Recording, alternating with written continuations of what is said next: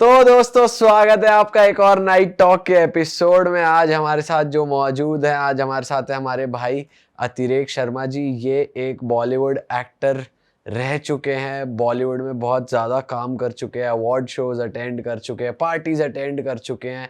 इनका एक political career भी रहा है और आज हम थोड़ी इनसे एंटरटेनमेंट की बातें करेंगे, क्योंकि हमने बहुत ज़्यादा सुना है कि बॉलीवुड इंडस्ट्री में तरह तरह के अफेयर्स हो जाते हैं, पार्टीज हो जाती हैं, मतलब बहुत सारे रूमर्स सुने, वो हम भाई से क्लैरिफाई भी करेंगे। साथ ही साथ भाई की पर्सनल एक स्टोरी है जो हम जानेंगे। नाइट टॉक पे हम रिलेशनशिप्स की काफ़ी बात करते रहते हैं, शादी के बाद, शादी से पहले क्या प्रॉब्लम्स होती है, ऐसे डिस्कस करते रहते हैं हंसी मजाक में। बट भाई के साथ कुछ ऐसा हुआ है जो हमें लगता है कि बाहर आना चाहिए। भाई के एक्सपीरियंस से हम जानेंगे रिलेशनशिप्स के बारे में। तो सबसे पहले तो स्वागत है भाई आपका। स्वागत है भाई। पहली बात तो सबको थैंक यू कि आपने मुझे इस वक्त दिया इसके लिए। नहीं भाई, आज जिस मुद्दों पे बात होगी तो हम चाहते हैं थोड़ी बातें हम भी जाने। भाई बहुत सुना है आपकी, बहुत सारी फोटोज हैं अवार्ड शोज में, कभी आप शाहरुख खान के साथ बैठे हो, कभी दीपिका, कभी आलिया भट्ट। तो हमने सोचा जरा पूछे यार क्या सीन भाई है। जो इनसाइट्स आपके पास होंगी जस्ट बगल में बैठ के, वो इससे आपसे बेहतर बंदा कौन होगा हमको इनसाइट्स देने के लिए। शुरुआत से बताओ भाई, आप कैसे घुसे बॉलीवुड तक, कैसे पहुंचे, बताओ थोड़ा। देखिए, बेसिकली मैं कानपुर से बिलोंग करता हूँ, जो मेरा होम टाउन है। मैंने 2004 को अपनी लाइफ का करियर की शुरुआत करी थी फ्रॉम जी सिने स्टार की खोज है। उस समय एक रियलिटी शो आया था जी सिने स्टार की खोज है, जिसमें मैंने बेस्ट डांसर का अवार्ड उठाया था जूनियर कैटेगरी में, मतलब मुंबई में ऑडिशंस थे, उसमें मैं कंटेस्टेंट था। तो मैं टॉप 4 में रहा उसमें। उसके बाद मैंने मूवीज़ करी, जैसे कि ताजमहल एक मूवी आई थी अकबर खान साहब की। उसके प्रोड्यूसर भी हमारे कानपुर के थे, रशीद भाई। तो वहाँ से हुआ। उसके बाद कुछ और मूवीज़ जैसे हलचल और कुछ टेलीविज़न सीरियल्स कैमियोज़ में मैंने किए काम, जैसे कि उसके बाद और भी कई रियलिटी शोज़ जैसे कि मैंने किए। अपना एक आया था steal your girlfriend Kashmira Shah के साथ। Kashmira is like my rakhi sister to me. वो मेरी राखी सिस्टर है। मैं उसको भाई, मतलब भाई की तरह मुझे ट्रीट करती है। मैं हर गणपति में उसके साथ, उसकी फैमिली के साथ प्रेजेंट रहता हूँ। अच्छा। हाँ, it's been like more than 10 years now associated with them. तो कृष्णा भाई से भी मिले? हाँ, बहुत they both are very sweet couple और बहुत अच्छे लोग हैं। अभी तो आरती की शादी भी हो रही recently. I just wished her few days before only. She is getting married. क्योंकि मैं मुंबई में नहीं हूँ अभी कुछ दिनों से, कुछ टाइम से, तो वरना मैं जाता ज़रूर शादी में उसकी। बट क्योंकि लखनऊ से बिलोंग करती है आरती, तो आरती और जो कृष्णा है वो लोग, और कृष्णा बेसिकली शर्मा है, रियलिटी उसका नाम जो है कृष्णा शर्मा है। तो मतलब they are very good people, बहुत अच्छे लोग हैं। तो भाई क्या सीन रहता है इंडस्ट्री का, थोड़ा बताओ। रियलिटी शोज के पीछे क्या सेमी रियल होता है, या जो डायरेक्टर्स मेकर्स इतने बड़े बड़े नाम हम सुनते हैं, पार्टीज सुनिए बहुत फेमस होती है, क्या सीन रहता है, थोड़ा बताओ यार। देखिए, इंडस्ट्री जितनी दूर से दिखती है ग्लैमर वाली, उससे ज़्यादा खोखली है वो अंदर से। ये रियलिटी है। ये रियलिटी है कि लोग कहते हैं कि कुछ पार्टीज़ में गलत चीज़ें होती हैं। मैंने तो नहीं देखा है, मगर हाँ जो सुना है कि हाँ होती हैं, कहते हैं। अब कितना सच है वो तो जब आप देखोगे तो बता सकते हो, प्रेडिक्शन पे आप नहीं जा सकते उन सब चीज़ों को लेके। बट हाँ, मतलब इंडस्ट्री शो बिजनेस है। वहाँ पे मैंने यहाँ तक भी देखा है कि लोगों के पास अगर पैसा नहीं भी होगा तो वो अपने आप को इस तरह से प्रेजेंट करेंगे कि हम एक बहुत स्टेबल है, या बहुत अच्छे लोग में इस फैमिली से हम स्टेबल हैं, या फाइनेंशियली बहुत स्टेबल है। क्योंकि आप सर्वाइव नहीं कर पाओगे। जिसमें से ख़ास तौर से जो लड़कियां हैं वो शुगर डैडी लेके चलती हैं वहाँ पे टू सर्वाइव देमसेल्फ, बिकॉज वो उनकी भी गलती नहीं है। तो ये गाड़ियाँ वाड़ियाँ कपड़े वपड़े सब उन्हीं से ही। एक हनी सिंह का गाना आया था ना, बहुत फेमस गाना हुआ था कि आती है रिक्शा से, हो जाती है ऑडी में। वो रियलिटी है इंडस्ट्री की, वो रियलिटी है। क्योंकि जिस हिसाब से अगर आप लड़कियों को देखेंगे कि वो आती तो लिटरली रिक्शा से हैं, और वो जो बॉम्बे के टॉप क्लब्स हैं वहाँ पे वो ऑडी से ही उतरेंगी और मर्सिडीज उतरेंगी। और एटीट्यूड ऐसा रहेगा कि वो टॉप हीरोइन है। और फिर आप जब उनको घर पे देखोगे तो आपको लगेगा कि आपकी घर की मेड ज़्यादा बेटर है उनसे। जब आप उनसे अनऑफिशियली मिलते हो तो आपको दिखता है कि हाँ, मगर जो है बस सच्चा है कि मतलब सिर्फ ग्लैमर है और कुछ नहीं। कुछ ही एक्टर्स को आप बोल दो इंडस्ट्री के जो स्टेबल हैं, हम यहाँ पे बॉलीवुड एक्ट्रेसेस की बात कर रहे हैं या टीवी सीरियल में जो आती है सब सब सब भाई, बोलने की बात है कि भाई शो बिजनेस इतना महंगा है ना कि अच्छा घर नहीं रह पाएंगे आप तो आपको पार्टीज के लिए बुला नहीं पाओगे, अच्छी गाड़ी नहीं होगी तो आप जज नहीं कर पाओगे, जजमेंट नहीं आएगा। क्योंकि एक बहुत फेमस एक्टर है जिन्होंने ये बोला था कि आपने महंगी गाड़ी क्यों ली, क्योंकि अगर उनकी आप लिविंग देखोगे तो बहुत सिंपल है उनकी, ठीक है। और जब उनको आप बड़ी गाड़ी से वो नहीं जाएंगे तो डायरेक्टर बोलता है कि मैंने छोटे एक्टर को कास्ट कर लिया। अच्छा, तो वो मेंटेन करना होता है रुतबा की गाड़ी, पैप्स। और ये पैप्स का क्या सीन है भाई? इनका आजकल अलग ही सीन चल रहा है यार। और ई का जैसे आप देखते हो पैप्स को बुलाया जाता है, तो ये भाड़े के होते हैं सारे? हाँ, सब पीआर टीम पहले से बोल के रखती है। आप देखते हो ना कि पर्टिकुलर एक्टर्स को, आपने कई एक्टर्स को देखा होगा कि वो कुछ भी कॉज भी कर रहे हैं तो वहाँ पैप्स पहुँच जाएंगे। पैप्स को सपना आ रहा है भाई, जिम कर रहे होते हैं तब पहुंच जाते हैं। कई तो ऐसे लोगों को स्पॉट कर लेते हैं जिनका नाम भी नहीं सुना होता, एक्टर के चाचा के भतीजा के पता नहीं वो कौन पूरा होते हैं। पीआर, एक टीम इनकी जो होती है वो पूरा पीआर करता है, जिनको बता दिया जाता है कि फला टाइम पे फला लोग इस समय ये लोग यहाँ पहुँचेंगे। कुछ एक्टर्स हैं, जैसे कुछ पेपराजीज हैं बॉम्बे में जो एयरपोर्ट पे रहते हैं, जिनकी कुछ टीम्स रहती है। अब टॉप मोस्ट एक्टर्स को ज़रूरत नहीं है, जैसे कुछ कपूर और खान हैं जिनकी हाँ, उनको ज़रूरत नहीं है, उनको ज़रूरत नहीं है उस चीज़ के लिए, क्योंकि वो खुद में ये ब्रांड है अपने में, तो उनको तो ऑटोमेटिकली मीडिया कवर करती है। बट जितने भी टेलीविज़न एक्टर्स हैं और जो भी छोटे मोटे एक्टर्स इंडस्ट्री में घूम रहे हैं, आप इनको सीरियसली बोलोगे आपके लिए वो एक्टर्स हैं। आप लोखंडवाला चले जाइए मार्केट में, 3-4 फेमस डेस्टिनेशन है लोखंडवाला के अंदर। एक बरिस्ता है, एक लवेल लाते है और एक कैफ़े कॉफ़ी डे है। तो वहाँ पे अगर आप चले जाओगे तो आपको ये लोग नॉर्मली घूमते हुए दिखेंगे, जैसे आपके एक रोड पे नहीं नॉर्मल लोग घूम रहे हैं। कुछ शॉप्स ऐसी हैं जहाँ पे वो रेंट पे कपड़े लेते हैं, क्योंकि रेंट पे कपड़े मिलते हैं वहाँ पे, और उसको पहन के वो जाएंगे, भाई हम आपको प्रमोट कर रहे हैं। जितने भी बिग बॉस में बड़े बड़े एक्टर्स, जो टेलीविज़न एक्टर्स आते हैं, जिनके आप जूते भी देखते हो बहुत महंगे महंगे वो जूते पहने, वो सब रेंट पे लेते हैं वो लोग। अच्छा जी। हाँ, रेंट पे लेते हैं। तो इसकी भी कंपनीज हैं या दुकानें हैं या क्या है? भाई देखो, दुकानें नहीं है, शॉपकीपर्स हैं, डिज़ाइनर्स हैं। उनको क्या होता है कि भाई फला एक्टर ने मेरा जूता बिग बॉस में पहना था, उसका फ़ोटो क्लिक करके अपनी शॉप पे लगा देंगे, तो उनको तो उन्होंने प्रमोट के लिए दे दिया। कुछ एक्टर्स उतने लीचर हैं कि पैसा भी नहीं देते उनको, बोलते मैं आपको आपके जूते को प्रमोट कर रहा हूँ। बार्टर डील चल रही है इसमें, किराए की भी ऑलमोस्ट। तो उसके बाद क्या होता है कि वो ये बोल देंगे कि हमने आपका देखो जूता प्रमोट किया है, आप हमको दे दीजिए। अब उसके प्रमोशन से 2-4 जो लोग होते हैं, जो नए नए इंडस्ट्री में लड़के जाते हैं कि यार मुझे वो पहनना है।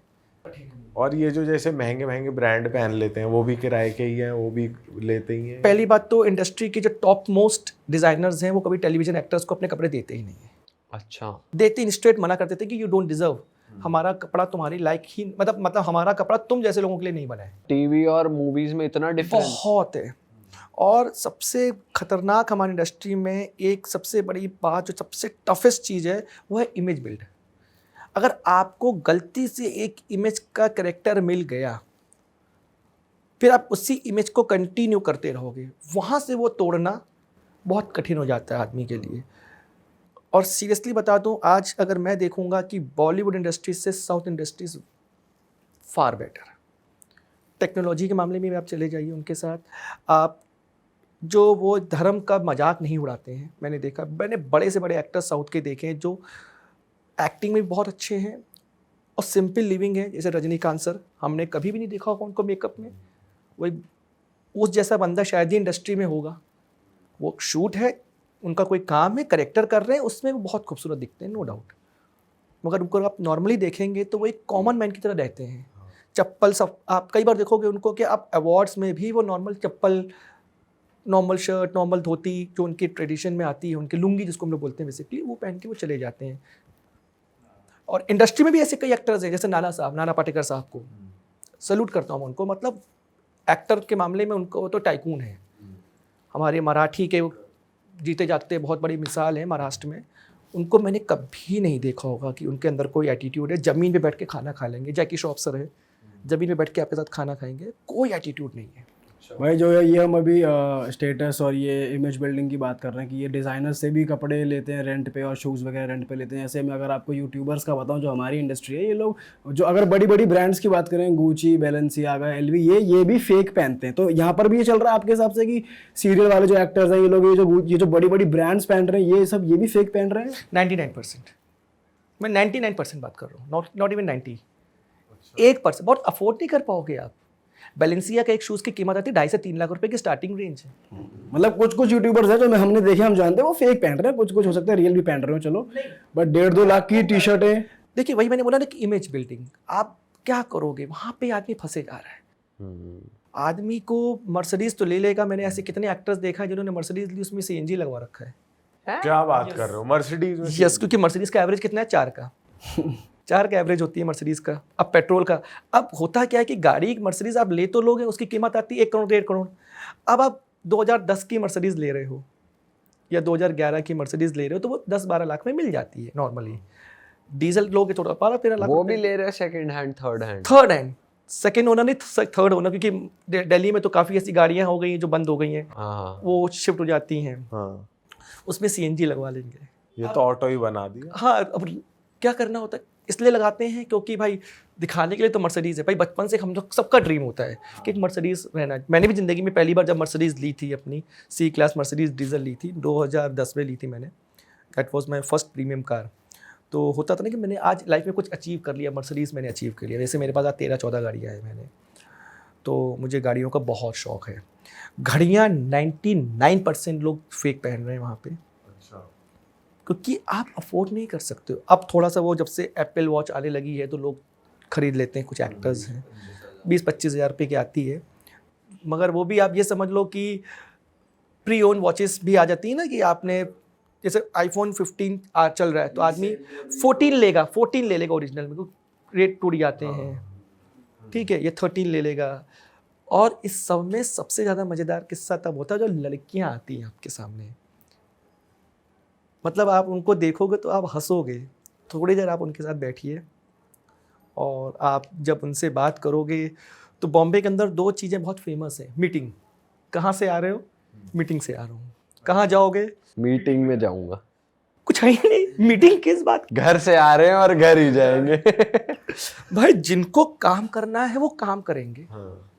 इंडस्ट्री में कई लोग ऐसे हैं जो जिनके खुद के प्रोडक्शन हाउसेस हैं, वो आप ऑफिशियली आप उनसे मिलिए, आप उनके साथ काम करिए और आप उनके साथ अपना करिए। देखो इंडस्ट्री में खासियत है कि जब तक पीआर नहीं है, जब तक आपका बैकअप नहीं है, अब कह दो किस्मत का खेल 0.1% आपको साथ दे दिया। 0.1% की बात कर रहा हूँ मैं।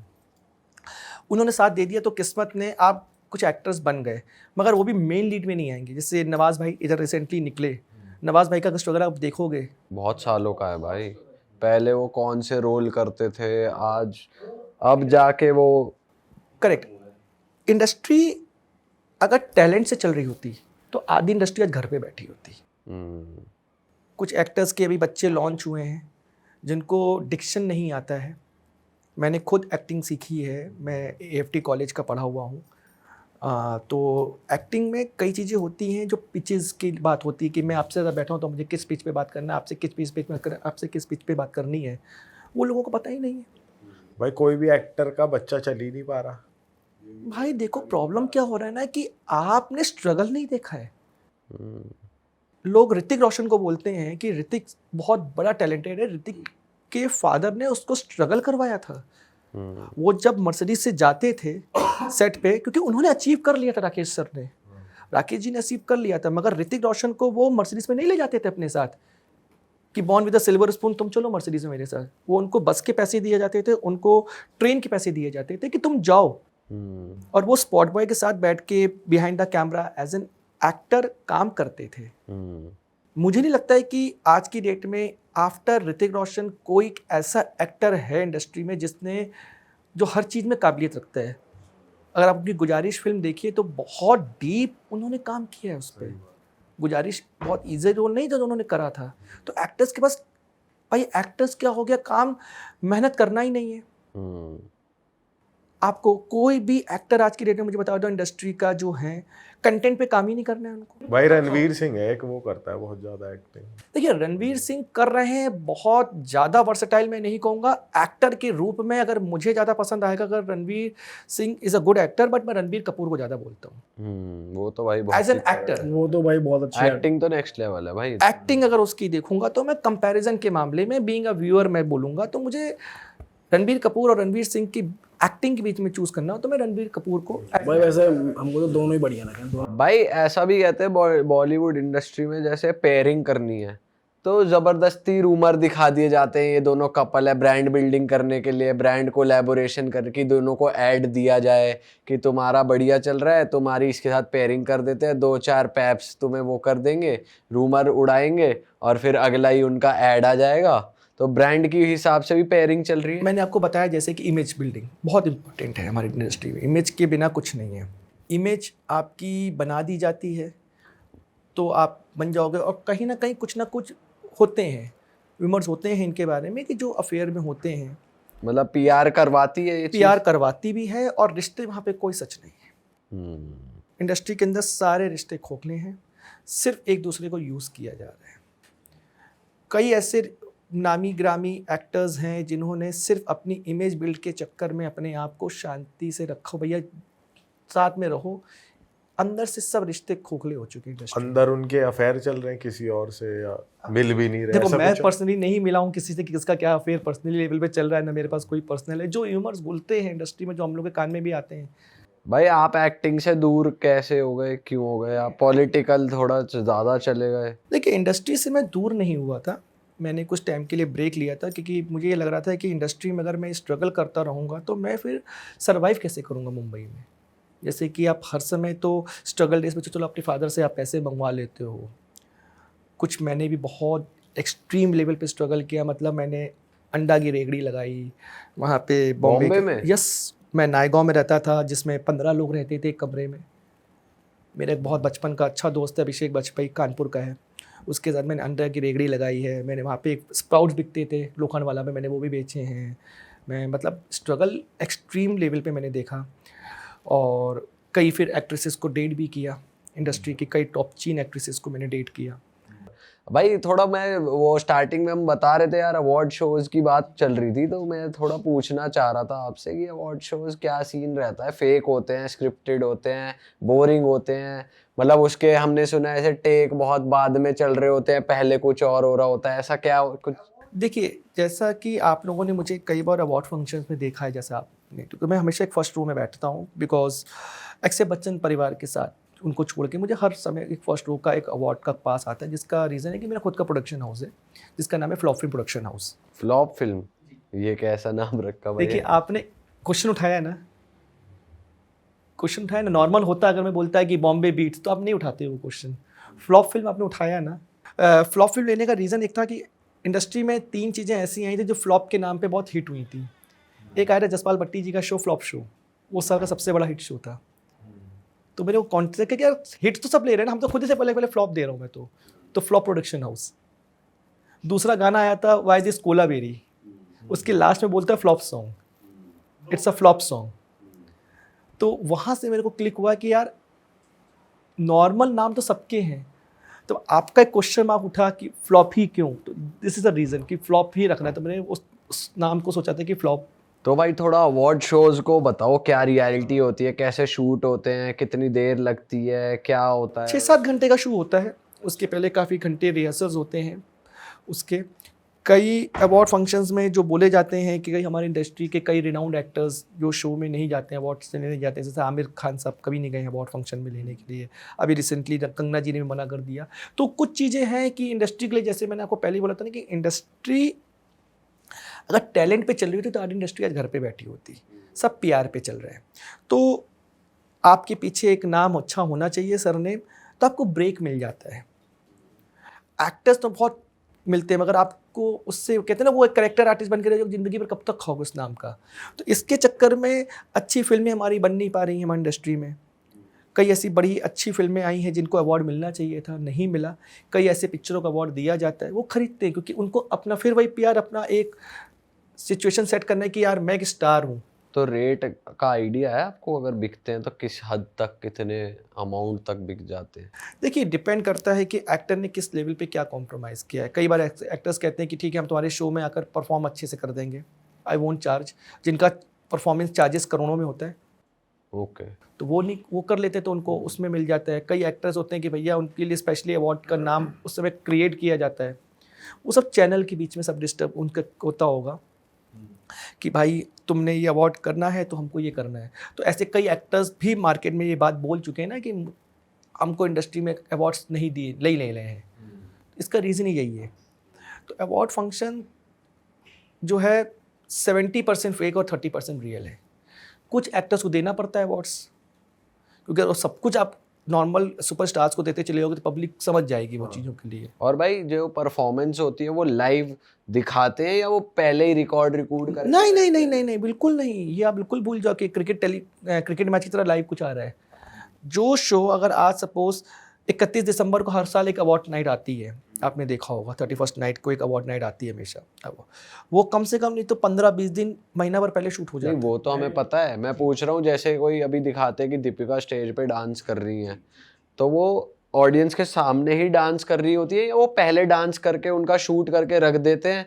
दोनों चीज़ें होती हैं, दोनों चीज़ें होती हैं। डिपेंड करता है कि कई एक्टर्स जैसे कई बार लेट आते हैं, उनका शेड्यूल टाइट होता है। कई एक्टर्स करते हैं परफॉर्मेंस नो डाउट, क्योंकि स्टार्टिंग की काफ़ी सारी रोज़ जो होती है वो तो एक्टर्स से भरी होती हैं। उसके बाद वो जो पासेस लोग खरीदते हैं और जो टिकट्स खरीदते हैं उसमें टिकट्स की कैटेगरीज बहुत महंगी महंगी होती हैं, जिसके चक्कर में कई लोगों के कपड़े बिक जाते होंगे। कितने के टिकट होते हैं भाई? 1 लाख तक भी होते हैं, हाँ 1-1 लाख तक भी जाते हैं अवार्ड फंक्शंस के। फिल्म फेयर के 2-2 लाख के लोग बेचते हैं। कुछ लोग तो आजकल ब्लैक कर देते हैं। और वो तो दूर की, ऐसा होता है कि दूर बैल्कनी में ऑडियंस बैठी हुई है, बहुत दूर पे होता है आजकल। तो जियो हमारे यहाँ मुंबई में एक सर ने, अंबानी सर का एक बहुत बड़ा एक जियो गार्डन है, वहाँ पे आजकल अवार्ड्स होते हैं। जो सिक्योरिटी बहुत अच्छी है वहाँ पे। पहले तो फिल्म फेयर यशराज में होते थे, यशराज में मैं कई बार गया तो फिल्म फेयर अवार्ड्स यशराज में होते थे। उसके बाद वहाँ पे एक और ग्राउंड है हाजी अली के सामने, वहाँ पे होते थे। अभी जो है सारे अवार्ड्स जियो गार्डन में होने लगे, बिकॉज सिक्योरिटी बहुत टाइट रहती है वहाँ पे। कुछ एक्टर्स का ऐसा, जैसे कि आपने बोला कि एक्टर्स परफॉर्म करके निकल गए, तो वो कई एक्टर्स का लिया जाता है, इस तरह से शूट भी किया जाता है कि भैया वो कहीं शेड्यूल उनका बिजी है, कहीं आउट ऑफ शूट में करके आए, वो वापस आए, उन्होंने देखा कि भाई ले लिया और वो क्लोजअप।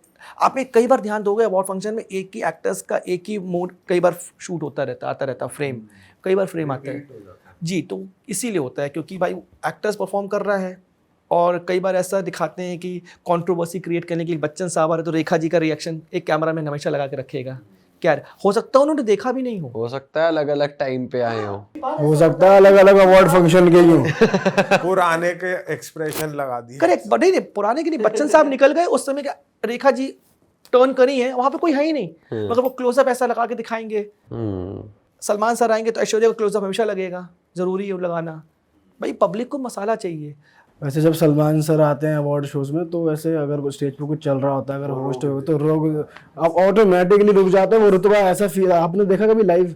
भाई मैंने एक अवार्ड फंक्शन का मुझे बहुत अच्छे से याद है, ये हुआ था कि चकदे में एक लड़की थी जो गोलकीपर थी, विद्या। हाँ कैरेक्टर का नाम याद है मगर एक्ट्रेस का मुझे याद नहीं है। मेरी तरफ देखो विद्या, वही तो थी। करेक्ट। तो मुझे अच्छे से याद है वो कुछ अनाउंसमेंट कर रही थी। अल्लाह, मुझे सलमान सर का जो है ना, मुझे उनका जो बॉडी लैंग्वेज और एटीट्यूड है ना बहुत पसंद है। तो क्या हुआ कि विद्या ने कुछ बोला होगा तो सलमान सर को अवार्ड मिला, और सलमान सर स्टेज से उतर रहे थे, तो इसने बोला कि सर 2 वर्ड्स, इसने बोला। जो सलमान सर ने इतने में लुक दिया ना कि नहीं बोलना है, मुझे नहीं देना है, कोई बाइट नहीं देनी है, मतलब he was getting down from the stairs. तो इसने बोला कि सर कुछ बोलिए ना अवार्ड के बारे में, and the way he turn himself, उसकी आंखों में ऐसे देख के बस जो फ्रिक्शन ऑफ सेकंड का उनका एटीट्यूड था ना, फट गई थी सबकी। वो उतर गए, वो चले गए। वो अलग ही लेवल के हैं भाई, वो एक्टर नहीं, वो स्टार नहीं, वो कुछ अलग ही है, उनका तो ऑरा अलग है। तकड़ा ही रुतबा है कुछ। सलमान सर का तो फिर कैन नॉट। कभी उनकी शूटिंग के सेट पे आप कभी गए बाय चांस? हाँ, कभी हाँ। कैसा रहा कुछ बताओ। मैं रेडी पे था उनके साथ, अनीस बजमी साहब के साथ मैं रेडी पे मड में शूट कर रहा था। बताओ ना कुछ भाई भाई के बारे में कुछ बताओ तो सही। ऋतु भाई इतनी औकात नहीं कि उनके बारे में कुछ बताना। अभी तो बेचारे बहुत दिल के बहुत अच्छे हैं, नो डाउट। जो लोग बोलते हैं कि चैरिटी वो दिखावे के लिए करते हैं, नहीं, चैरिटी वो बहुत करते हैं। उन्होंने कईयों को गोद ले रखा है, कईयों के उन्होंने परिवार पाले हुए हैं, कईयों को उन्होंने मतलब कहते हैं ना कि पैसा बांटते हैं वो, नो डाउट। उन्होंने गड्डियाँ गड्डियाँ लोगों को दी हैं सपोर्ट करने के लिए। और वो मूडी आदमी है, उनको ये पता है ना कि यार सेट पे मुझे जाना है, जितने बजे वहाँ पे सेटअप ही नहीं रेडी हुआ होगा, तो सेटअप नहीं रेडी हुआ होगा तो वो क्यों जाकर अपना टाइम वेस्ट करेंगे। Is not a normal man, is a super star of this country. तो वो अपना टाइम से जाते हैं, अपना शूट करते हैं, अपना आ जाते हैं। वो फालतू में अफवाह फैला रखी है कि वो इनपुट्स करते हैं, वो कभी इनपुट्स नहीं देते हैं किसी भी डायरेक्शन में। वो बोलने की बात है कि वो इनपुट्स दे रहे हैं अपने, कभी नहीं, वो क्रिएटिव में कभी नहीं घुसते हैं। He called his director sir, he is a man of his principle. वो बहुत डिसेंटली अपना काम करते हैं। हाँ, उनको चापा बिल्कुल पसंद नहीं है कि फालतू में लोग इर्द गिर्द घूमते रहें, नहीं पसंद है वो उनका। क्योंकि देखो क्या होगा ना कि अगर वो अपने आप को इतना ईजिली अवेलेबल कर देंगे तो कोई भी आकर उनके कंधे पे हाथ रख के बोलेगा और भाई कैसे हो। तो he has to maintain that image कि कोई भी आकर उनके कंधे में हाथ नहीं रख सकता है। तो वो एक डेकोरम उनको मेंटेन करना पड़ता है, वो और वो ज़रूरी भी है उनके लिए। दोस्तों, अगर आपको मज़ा आया इस एपिसोड में तो फिर आपको पता है क्या करना है, लाइक शेयर सब्सक्राइब सब कर दो अपने हिसाब से। हम मिलेंगे आपसे एक नए पॉडकास्ट के साथ। Till then bye bye, take care, see you. Love you guys, good night.